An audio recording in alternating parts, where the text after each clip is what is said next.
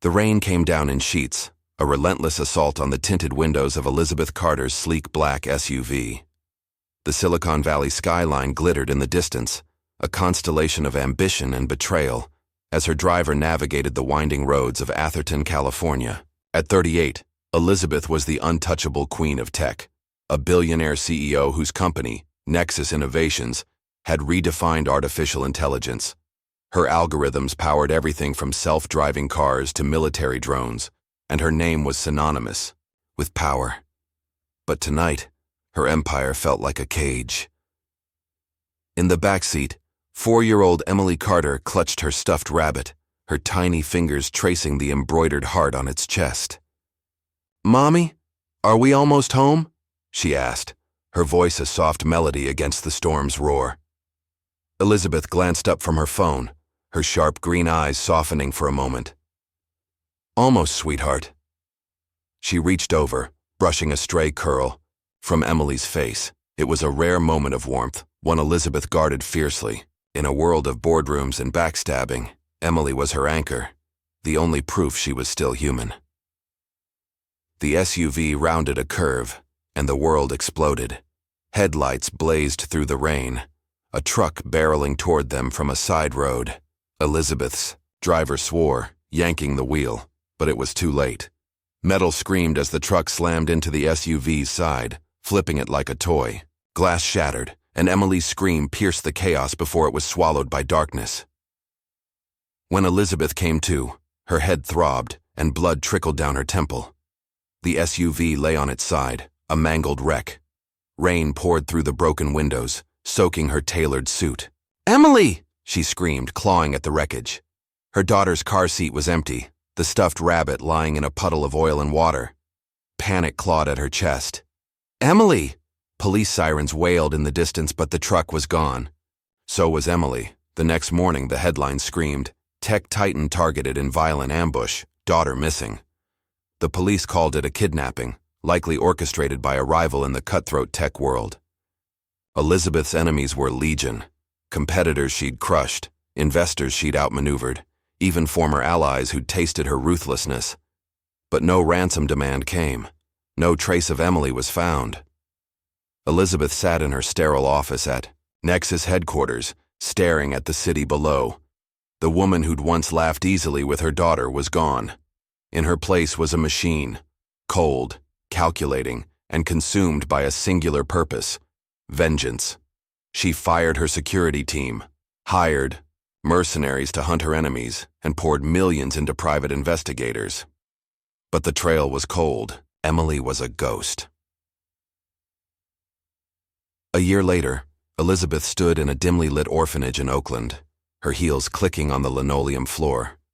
The director, a nervous woman with tired eyes, introduced her to Samantha, a 6-year-old with wide brown eyes and a shy smile. "Her father was one of your security guards," the director explained. "He died in the crash that night. She has no one else." Elizabeth studied the girl, her heart a locked vault. She didn't want to feel again, not after Emily. But something about Samantha's quiet demeanor, her fragile hope, stirred a flicker of guilt. "I'll take her," Elizabeth said, signing the adoption papers without a second thought. What she didn't know was that Samantha's father hadn't been a loyal guard. He'd been a traitor, paid to sabotage her convoy that night. And Samantha, the orphaned girl, was his legacy, a pawn in a long game to destroy Elizabeth from within. 20 years later, the Carter estate loomed over the hills of Palo Alto like a fortress of glass and steel. Its minimalist design, sharp angles, floor-to-ceiling windows, was a testament to Elizabeth's unyielding aesthetic. Inside, the air was heavy with secrets. Grace Harper scrubbed the marble floors of the grand foyer, her knees aching from hours of work. At 24, she was a wisp of a woman, with haunted blue eyes and chestnut hair tied back in a messy bun. Her life had been a series of dead ends, foster homes, minimum wage jobs, and a gnawing sense that she didn't belong anywhere. The only clue to her past was a silver locket she'd worn since childhood, engraved with the words, "To Emily, love, mom. She didn't know who Emily was, but the locket was her talisman, a tether to a life she couldn't remember. Grace had landed the job at the Carter estate by sheer luck. A temp agency sent her to fill in for a sick maid, and when the head housekeeper saw her work ethic, she was hired full-time. The pay was better than anything she'd ever earned, but the house was a pressure cooker. Elizabeth Carter, now 58, was a specter, rarely seen, always felt. Her presence lingered in the clipped orders relayed by staff, the security cameras that watched every move, and the unspoken rule, don't cross her. Then there was Samantha Carter, Elizabeth's adopted daughter. At 26, Samantha was everything. Grace wasn't. Polished, privileged, and venomous. Her designer dresses and icy blonde hair were a stark contrast to Grace's faded jeans and secondhand sneakers. Samantha treated the staff like furniture, but she reserved a special cruelty for Grace. "You missed a spot," she'd say, pointing to an invisible smudge, her lips curling into a smirk. Grace bit her tongue and kept scrubbing. She needed this job.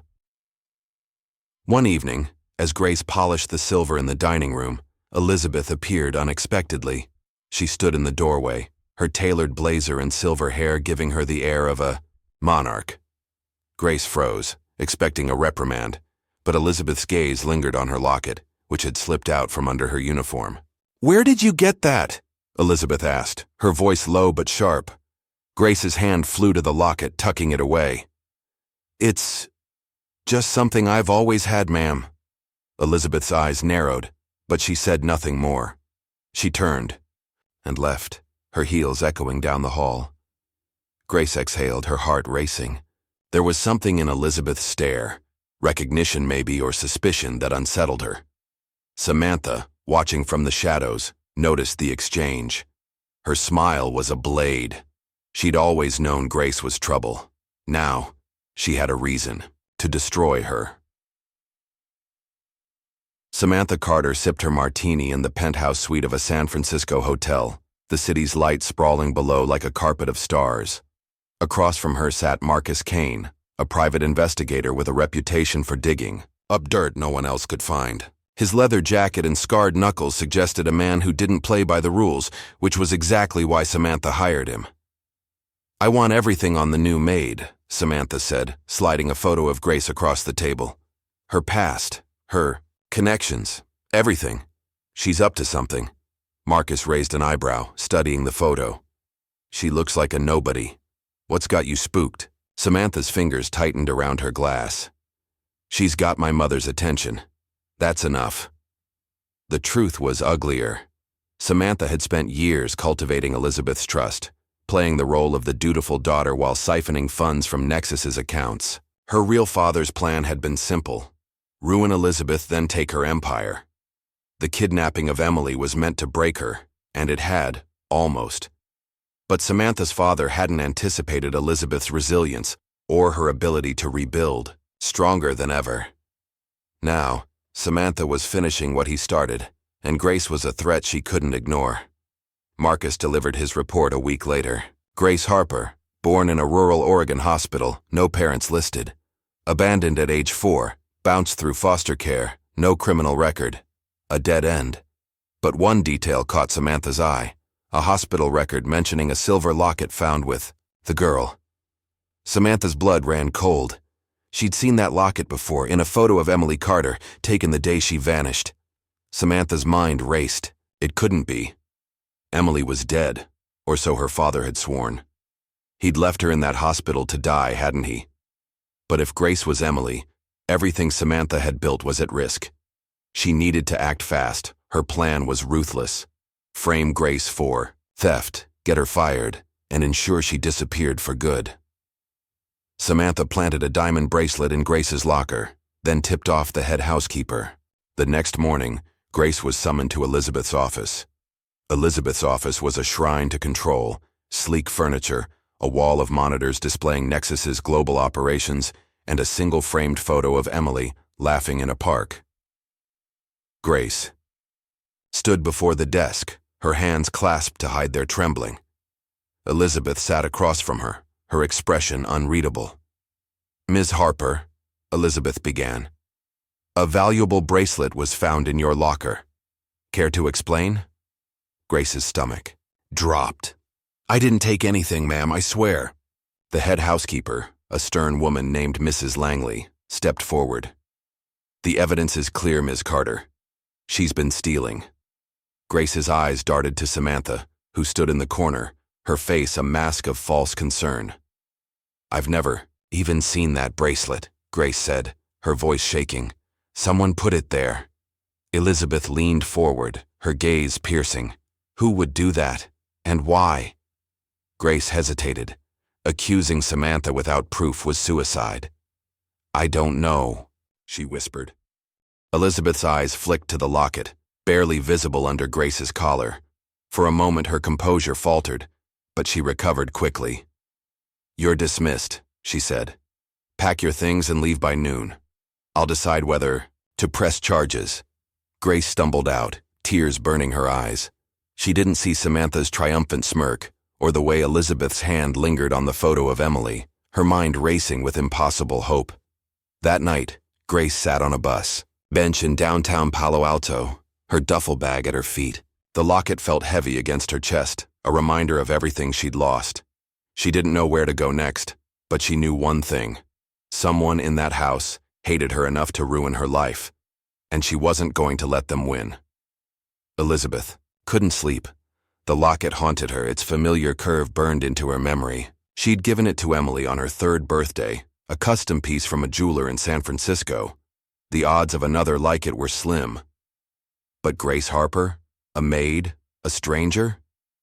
It was absurd, yet doubt gnawed at her.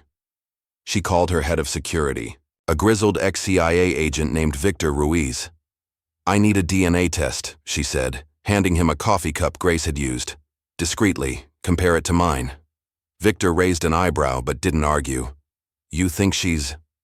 I don't know. What I think, Elizabeth snapped. Just do it. The results came back 3 days later. Elizabeth sat alone in her office, the lab report trembling in her hands. A 99.9% match. Grace Harper was Emily Carter. The world tilted. Elizabeth's chest tightened, a sob clawing its way up her throat. Her daughter was alive.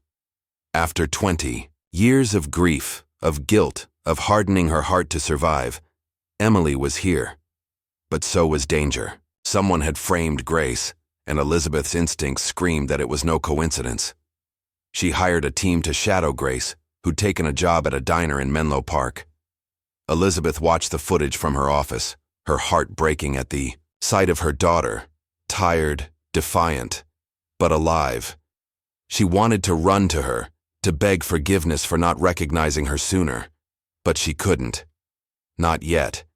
Whoever had targeted Grace was still out there, and Elizabeth wouldn't lose her daughter. Again, Samantha's plan was in motion. She'd hired a hitman, a ghost known only as Reaper, to take care of Grace. The job was simple. Make it look like a mugging gone wrong. No loose ends. On a foggy night, Grace walked home from the diner, her breath visible in the chilly air. The streets of Menlo Park were quiet, the glow of streetlights casting long shadows. She didn't notice the man trailing her, his hoodie pulled low. He struck in an alley, a knife glinting as he lunged. Grace screamed, stumbling back, but her reflexes, honed from years of surviving foster care, kicked in. She grabbed a trash can lid, swinging it at his face. The hitman grunted, blood spraying from his nose, but he was fast. He tackled her, pinning her to the ground. Before he could strike, a car roared into the alley, headlights blinding. The hitman froze, then bolted as Elizabeth leapt from the car, a gun in her hand. "Grace!" she shouted, kneeling beside her daughter. Grace stared, dazed, as Elizabeth pulled her to her feet. Why are you here?" Elizabeth's voice was fierce. "Because you're my daughter." The words hung in the air, a lifeline in the chaos. Grace's eyes widened, the locket burning against her skin. "What?" Elizabeth cupped her face, tears streaming down her cheeks. "You're Emily. I've been looking for you for 20 years. The alley smelled of damp asphalt and fear. Grace Harper, Emily Carter, stood trembling under the flickering streetlight, Elizabeth's hands gripping her shoulders. The words, "You're my daughter," echoed in her mind, each syllable a hammer against the fragile walls of her reality. Her locket, cold against her chest, felt like a key to a door she'd never dared to open. "I don't understand," Grace whispered, her voice cracking. Her knees buckled and Elizabeth steadied her, guiding her to the car. The gun in Elizabeth's hand gleamed, a stark reminder of the danger that had just fled into the fog. "Get in," Elizabeth said, her tone urgent but laced with a tenderness Grace had never heard from her. "We're not safe here." Grace obeyed, her mind a storm of questions. The car's leather seats were cool against her skin, a sharp contrast to the heat of her panic. Elizabeth slid into the driver's seat, her eyes scanning the shadows as she sped out of Menlo Park. The city blurred past, neon signs, tech billboards, the pulse of Silicon Valley, while Grace clutched her locket, the only constant in a life that had just unraveled. "Who was that man?" Grace asked, her voice barely audible. "Why did he try to kill me?" Elizabeth's jaw tightened. "Someone who wants you gone. And I'm going to find out who." She glanced at Grace, her green eyes softening. "But first, you need to know the truth." Over the next hour, as they drove to a safe house in the hills above Los Altos, Elizabeth told her everything: the ambush 20 years ago, the kidnapping orchestrated by a faceless enemy, the years of searching, of hardening her heart to survive the loss, the DNA test that proved Grace was Emily. Each word was a shard of glass, cutting through Grace's defenses. She wanted to scream, to cry, to reject it all, but the locket, to Emily, love, mom, anchored her to the impossible truth. "I don't remember you," Grace said, staring out the window at the dark hills. "I don't remember anything before the hospital." Elizabeth's hands tightened on the wheel. "You were 4. The trauma, it stole those years from you. From us." Her voice broke, and for the first time, Grace saw the woman behind the myth, a mother who'd carried a wound that never healed. The safe house was a modern fortress, all concrete and glass, hidden among the redwoods. Inside, Elizabeth's security team waited, led by Victor Ruiz, the ex-CIA agent with a face like weathered stone. He nodded at Grace, his eyes assessing but not unkind. "We've got eyes on the perimeter," he said to Elizabeth. "No one's getting in." Grace sank onto a couch, overwhelmed. "What happens now?" she asked. Elizabeth knelt before her, taking her hands. "Now, we fight. Whoever tried to kill you tonight knows you're my daughter. They'll try again. But I won't lose you twice." Grace nodded, her throat tight. She didn't know how to be Emily Carter, but she knew how to survive. And for the first time, she wasn't alone. Samantha Carter paced her bedroom in the Carter estate, her manicured nails digging into her palms. The hit had failed. Reaper, the hitman she'd paid a fortune for, had vanished, leaving only a cryptic text: "Target alive. Complications. Complications." Elizabeth's sudden appearance in that alley was more than a complication. It was a disaster. Samantha poured herself a glass of wine, her mind racing. She'd underestimated Grace, and now her carefully constructed world was cracking. If Grace was Emily, and the locket suggested she might be, Elizabeth would stop at nothing to protect her. Samantha's inheritance, her plans to bleed Nexus dry, her very identity as the Carter heir were at risk. She needed a new plan, one that would eliminate Grace and keep Elizabeth in the dark. She opened her laptop and logged into a secure server, accessing files she'd stolen from Nexus's archives. Her father, Richard Kane, had been a master of manipulation, planting moles in Elizabeth's inner circle before his death. Samantha had inherited his network, including a contact in the FBI who could make problems disappear. She sent a message: "Need a frame job. Grace Harper. Theft, fraud, whatever sticks. Make it quick." As she waited for a reply, her phone buzzed. It was Marcus Kane, the private investigator, and her cousin, Richard's nephew. "We've got a problem," he said, his voice low. Elizabeth's digging into Grace's past, She's got Victor Ruiz sniffing around and he's good. Samantha's stomach churned. How much does she know? Not sure, but she's got DNA samples. If she confirms Grace is Emily, you're screwed. Samantha slammed her fist on the desk. Then we move faster. Get me something on Grace. Anything to discredit her. And find Reaper. He owes me a body. Marcus hesitated. Sam, this is getting messy. If Elizabeth figures out you're behind this, she won't. Samantha snapped. Do your job or I'll find someone who will. She hung up, her heart pounding. She'd spent years playing the perfect daughter, enduring Elizabeth's coldness, her impossible standards. She wasn't going to let a nobody like Grace ruin everything. If blood was the price of her empire, so be it. Grace woke to sunlight, streaming through the safe house's windows, the redwoods outside swaying in the breeze. For a moment she felt safe, cocooned in the quiet. Then reality crashed in. The attack, Elizabeth's revelation, the life she'd never known. She touched her locket, tracing the engraving, and wondered who Emily Carter had been. Elizabeth was in the kitchen, poring over a tablet with Victor. She looked up as Grace entered, her face softening. Did you sleep? A little, Grace lied. What's the plan? Victor glanced at Elizabeth, who nodded. We're tracking the attacker, he said. Got a partial plate from the alley, leads to a shell company in Oakland. We're also pulling hospital records from Oregon where you were found. Might give us a lead on who left you there. Grace nodded, her mind spinning. And? Samantha? Where is she? Elizabeth's expression darkened. At the estate. She doesn't know you're here. For now, that's how it stays. Grace hesitated, then spoke. She hates me. I don't know why, but she's the one who framed me for stealing that bracelet. Elizabeth's eyes narrowed. You're sure? I can't prove it, Grace admitted. But I know. Victor leaned back, crossing his arms. Samantha's clean on paper, but I've never trusted her. Too perfect. People like that are usually hiding something. Elizabeth stood, her movements precise. Then we watch her. Closely. Over the next few days, Grace and Elizabeth settled into an uneasy rhythm. Elizabeth shared stories of Emily's childhood, her love of rabbits, her giggles during bedtime stories, hoping to spark a memory. Grace listened, desperate to feel a connection, but her past remained a void. Still, she noticed Elizabeth's small gestures. A blanket draped over her when she fell asleep. A cup of coffee left on the table. They were tentative, like a language. Elizabeth had forgotten how to speak. One evening, Grace found a photo album in the safe house's study.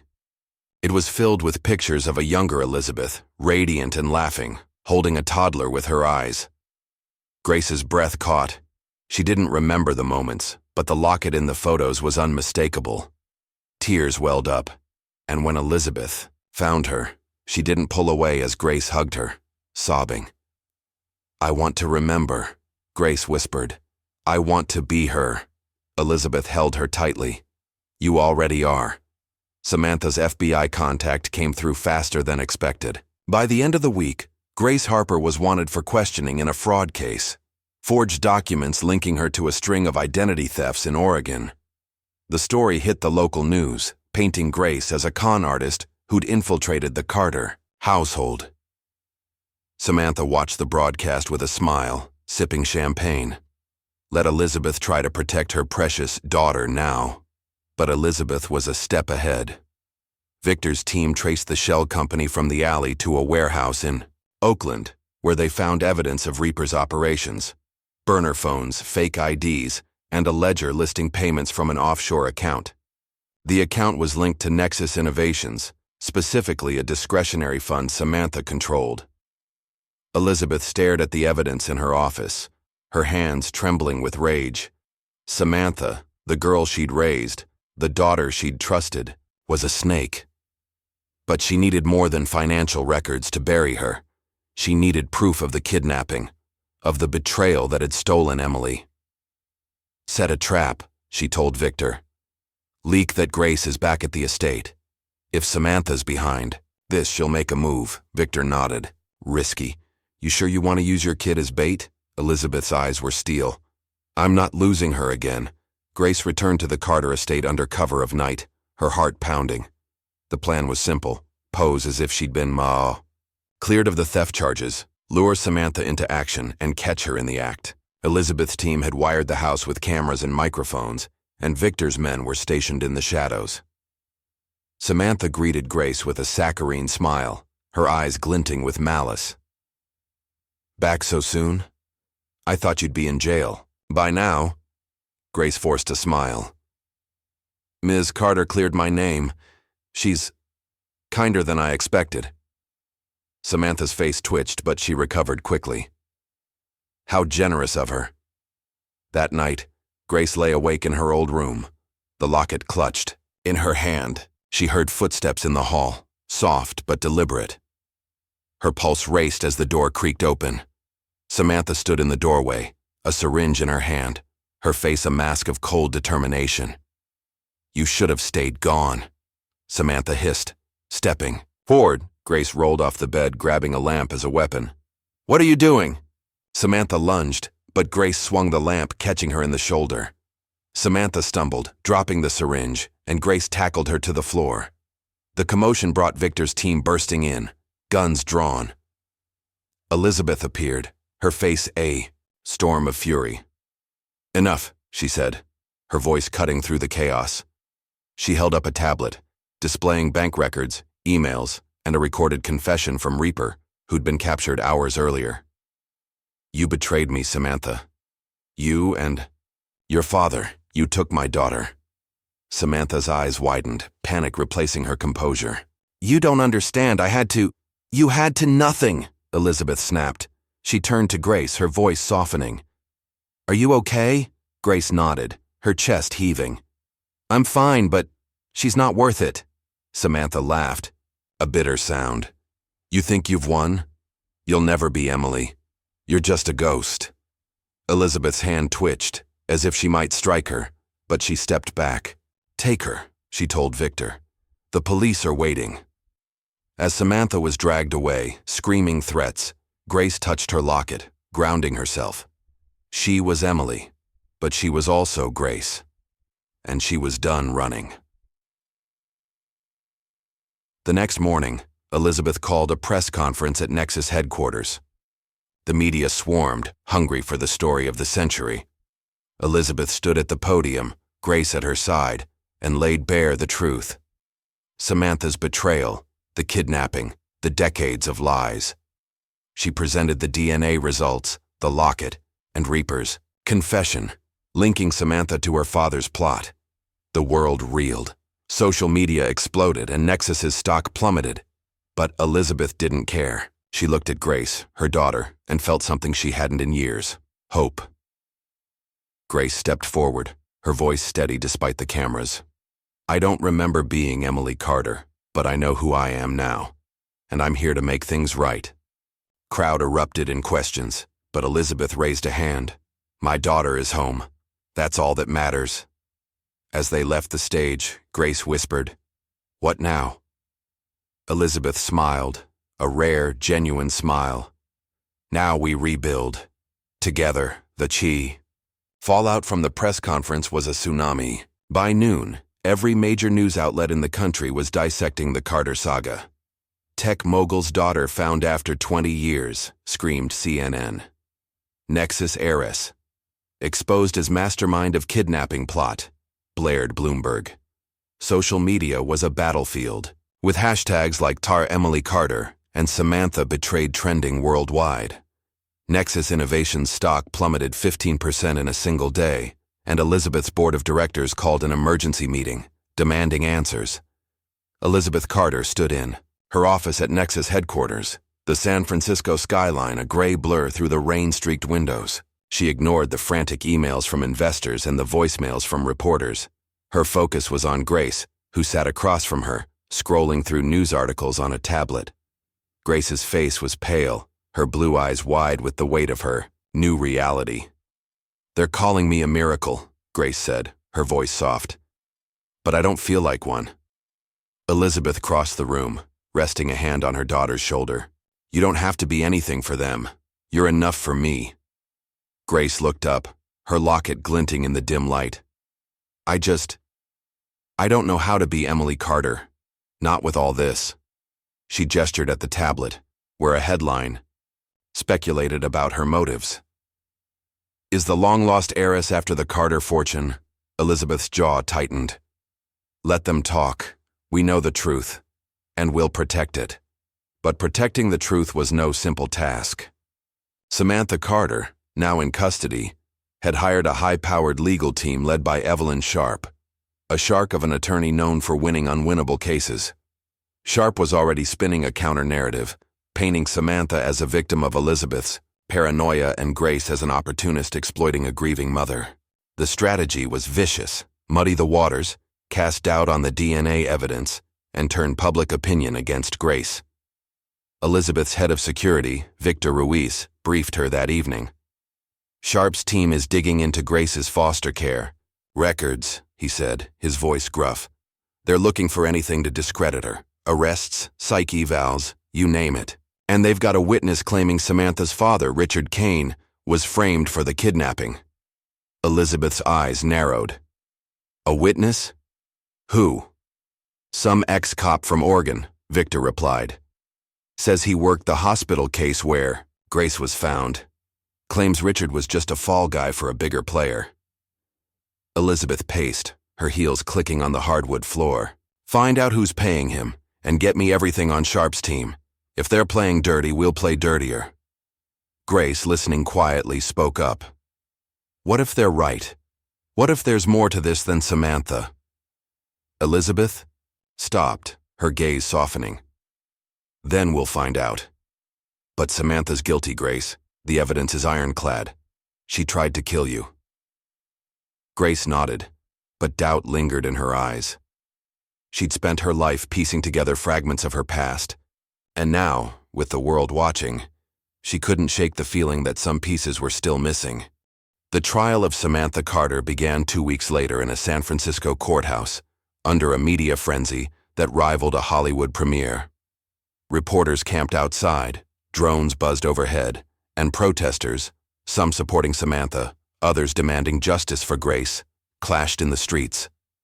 The case was a spectacle, a collision of wealth, betrayal, and redemption. Samantha sat at the defense table, her blonde hair pulled into a severe bun, her designer suit replaced by a demure gray dress. She looked every bit the wronged daughter, her eyes downcast as Evelyn Sharp delivered an opening statement that twisted the narrative like a knife. Ladies and gentlemen, Sharp began, her voice smooth as silk. This is not a story of villainy, but of tragedy. Samantha Carter was a child when she was adopted by Elizabeth Carter, a woman consumed by grief and suspicion. Samantha loved her mother, served her loyally, only to be cast aside for a stranger, a woman with no memory, no proof, beyond a convenient locket and a DNA test that could have been tampered with. Grace, seated in the gallery beside Elizabeth, felt the words like a slap.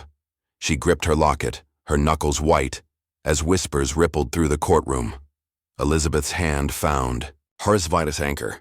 The prosecution, led by District Attorney Carla Mendoza, countered with a meticulous case. Mendoza presented the locket, the DNA results, and Reaper's recorded confession, which detailed Samantha's orders to kill Grace. Bank records showed millions funneled from Nexus's accounts to offshore shells controlled by Samantha. And then there was the bombshell, a decrypted email from Richard Kane, Samantha's father, outlining the 2005 kidnapping plot to break Elizabeth Carter. But Sharp was relentless. She called the ex-cop, Frank Delaney, who testified that Richard Kane had been coerced by an unknown figure, a tech titan with more power than Elizabeth. Delaney's story was vague, but it planted seeds of doubt. Sharp also attacked Grace's credibility, highlighting her unstable foster care history and suggesting she'd fabricated her amnesia to infiltrate the Carter family. Grace took the stand on day 5, her heart pounding as she faced the packed courtroom. Mendoza's questions were gentle, guiding her through her story: the hospital, the locket, the years of searching for her identity. Grace's voice was steady, her honesty disarming. But Sharp's cross-examination was brutal. "Ms. Harper," Sharp said, her tone dripping with skepticism, "you claim to have no memory of your childhood, yet you conveniently discovered your connection to the Carters after working in their home. Isn't it possible you saw an opportunity to claim a fortune?" Grace's cheeks burned. "I didn't want their money. I just wanted to know who I was." Sharp smirked. "And now you're set to inherit billions. Quite a coincidence." The courtroom buzzed, and Grace felt the weight of every stare. But she held her head high, her locket a talisman against the lies. When she stepped down, Elizabeth whispered, "You did good, Emily. I'm proud of you." Outside the courtroom, the world was unraveling. Nexus's board pressured Elizabeth to step down, citing the company's plunging stock and the PR nightmare.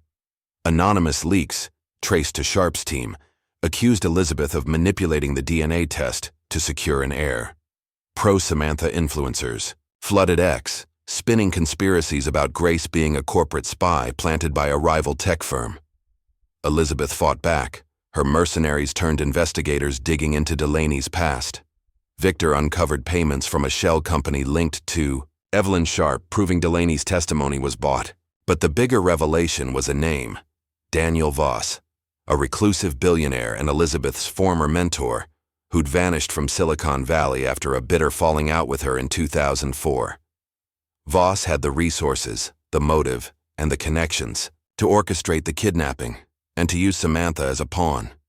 Elizabeth confronted Voss at his secluded estate in Marin County, a sprawling compound guarded by private security. Voss, now in his 70s, greeted her with a wry smile, his eyes sharp despite his frail frame.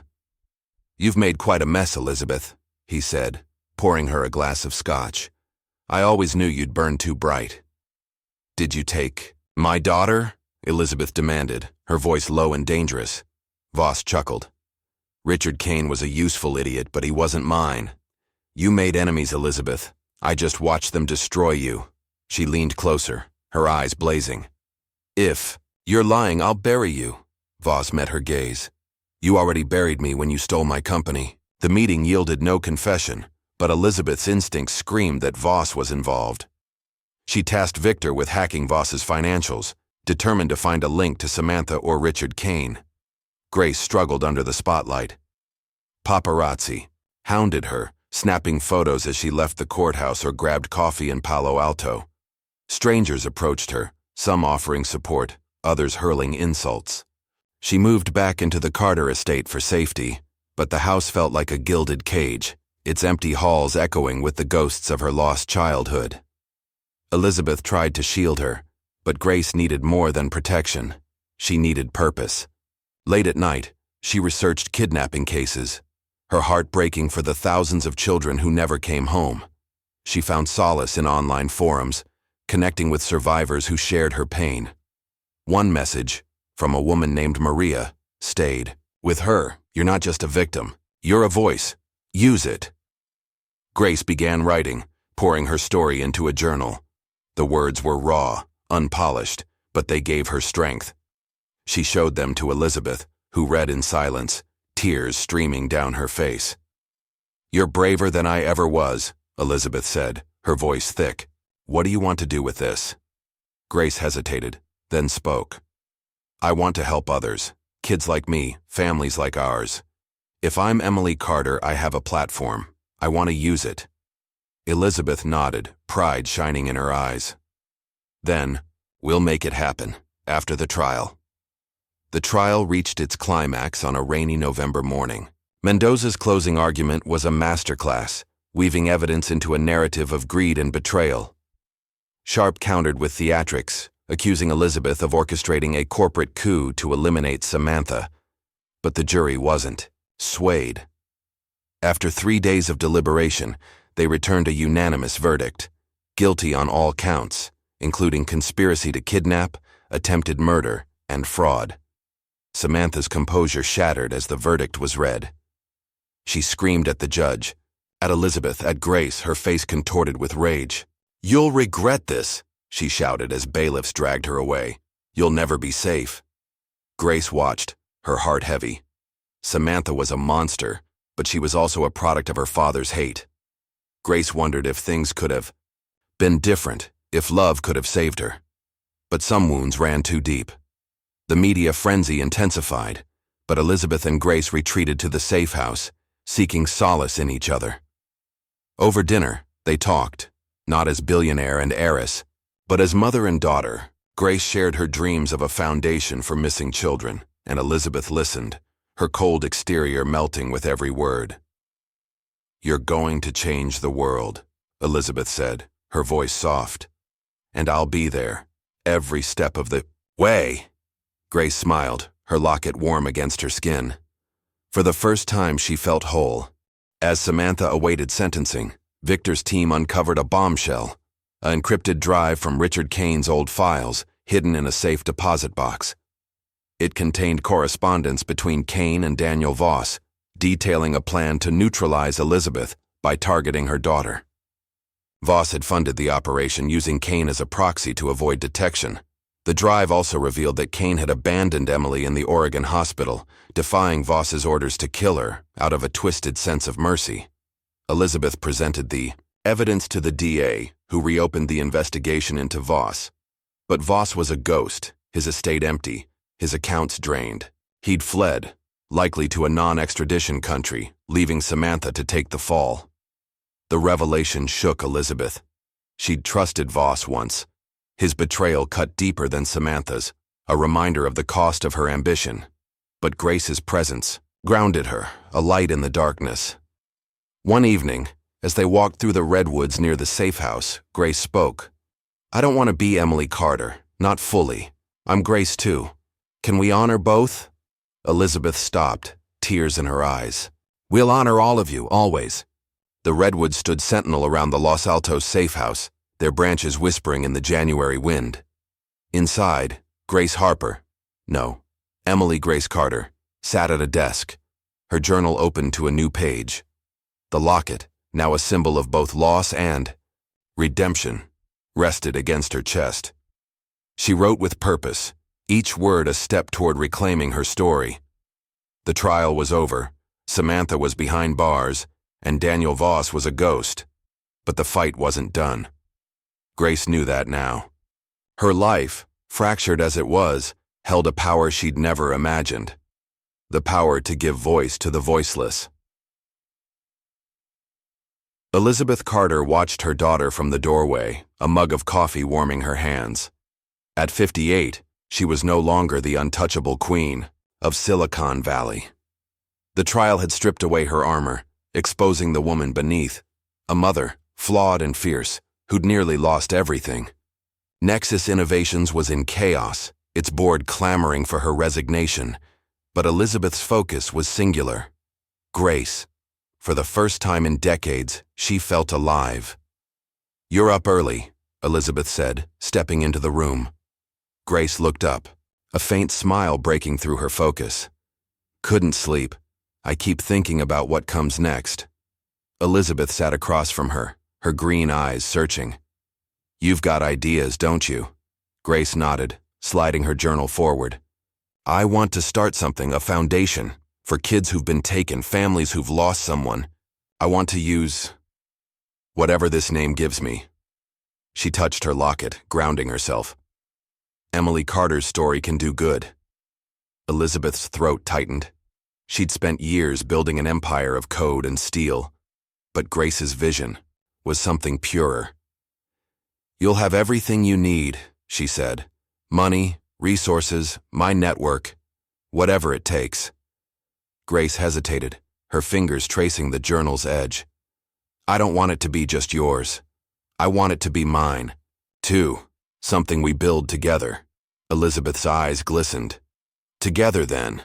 Over the next week, they laid the groundwork. Elizabeth tapped her legal team to draft the foundation's charter, while Grace reached out to the survivors she'd met online, gathering stories to shape their mission. They named it the Beacon Foundation, a nod to the light that had guided Grace home. Its goal was ambitious: fund searches for missing children, provide therapy for survivors, and lobby for stronger laws against trafficking. Grace insisted on a personal touch. Every case would have a dedicated advocate, someone to ensure no one felt forgotten. But the past wasn't done with them. Victor Ruiz, ever vigilant, delivered troubling news. Daniel Voss's financial trails led to a network of operatives still active in Silicon Valley. He's gone, but his machine isn't, Victor warned. Someone's picking up where he left off, and they're watching you both. Elizabeth's jaw clenched. Then we find them. No one threatens my daughter again. Grace, overhearing, felt a chill. She'd survived too much to live in fear, but the shadow of Voss lingered, a reminder that some enemies never truly vanish. Nexus Innovations headquarters buzzed with tension. The boardroom, a sleek chamber of glass and chrome, was a battlefield. Elizabeth stood at the head of the table, facing a dozen suits who'd once cowered before her. Now, emboldened by the company's 20% stock drop and the PR disaster of the trial, they demanded her head. Elizabeth, said board chair Howard Lang, a silver-haired venture capitalist, your leadership has been remarkable, but the company can't survive this scandal. Step down, and we'll stabilize the market. Elizabeth's smile was a blade. Stabilize? You mean sell Nexus to the highest bidder? I built this company from nothing. You don't get to take it because of a few bad headlines. Lang leaned forward, his voice cold. It's not just headlines. Your daughter, both of them, have dragged Nexus into a circus.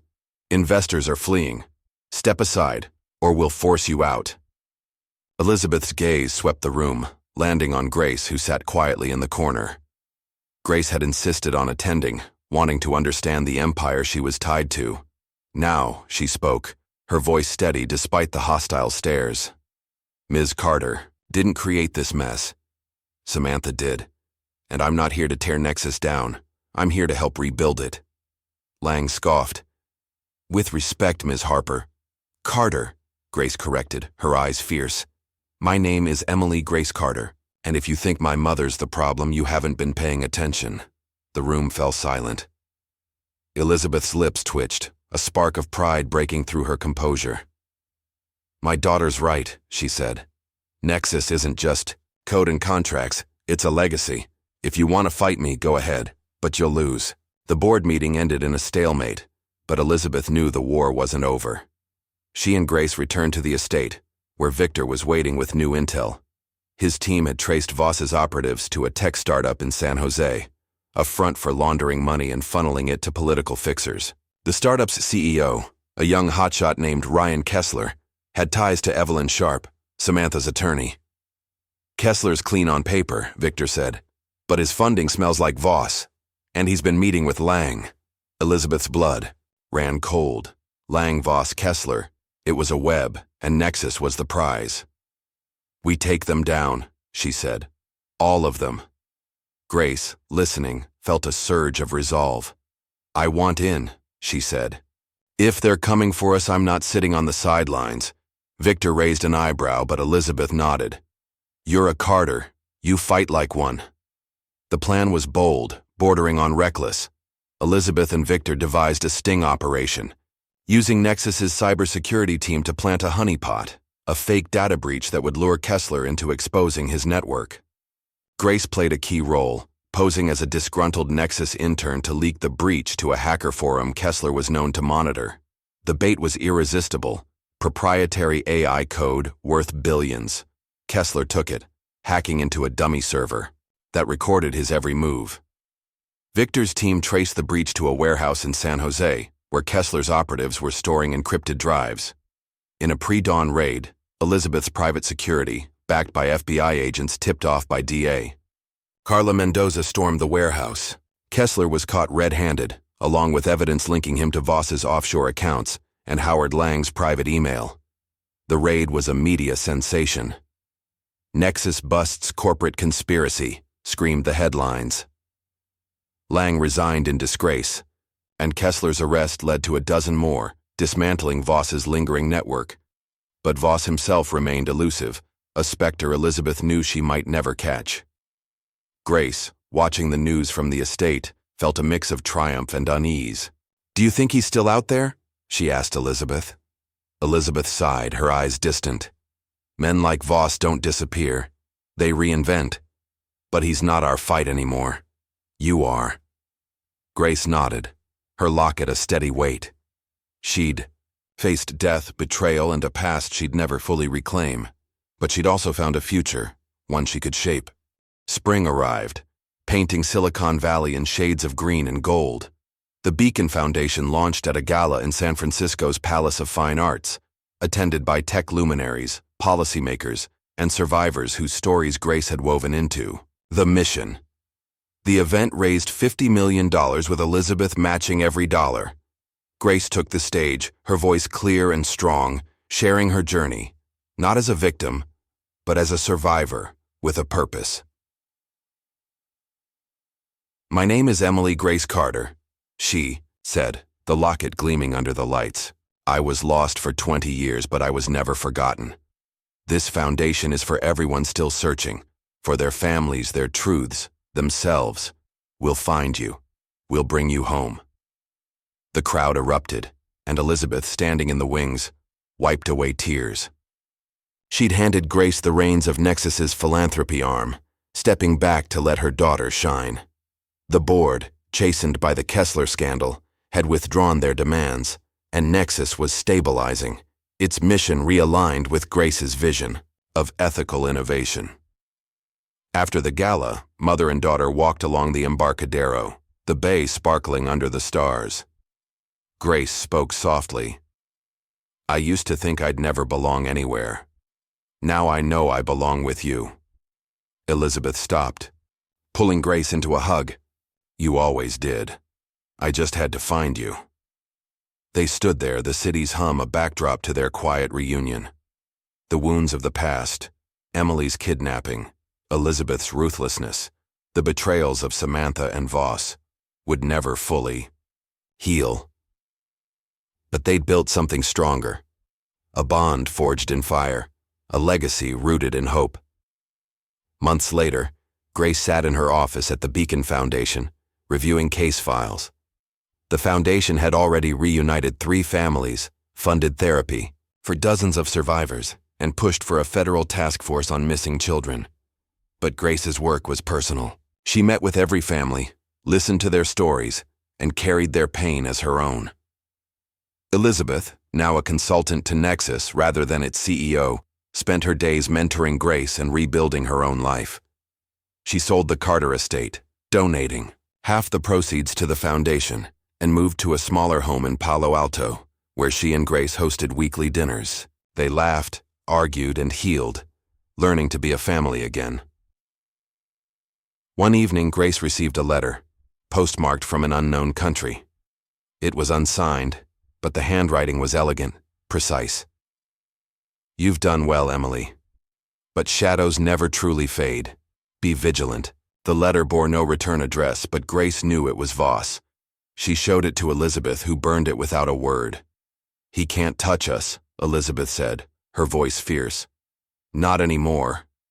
Grace nodded, but she kept a copy of the letter, a reminder that the world was never fully safe. She'd survived too much to let fear win. On the first anniversary of the Beacon Foundation, Grace stood before a crowd in Oakland, unveiling a memorial for missing children, a sculpture of intertwined hands reaching for the sky. The locket, now a symbol of her dual identity, hung proudly around her neck. Elizabeth stood beside her, their hands clasped, a silent vow. "Sustainability can be buried," Grace said, her voice carrying over the crowd, "but it cannot be killed. Blood will always find its way back, no matter how much darkness and betrayal it endures." The crowd cheered, but Grace's eyes were on Elizabeth, her anchor through the storm. They'd lost 20 years, but they'd gained a future. And that was enough.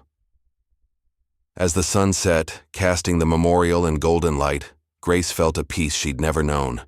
She was Emily, she was Grace, she was whole, and she was home.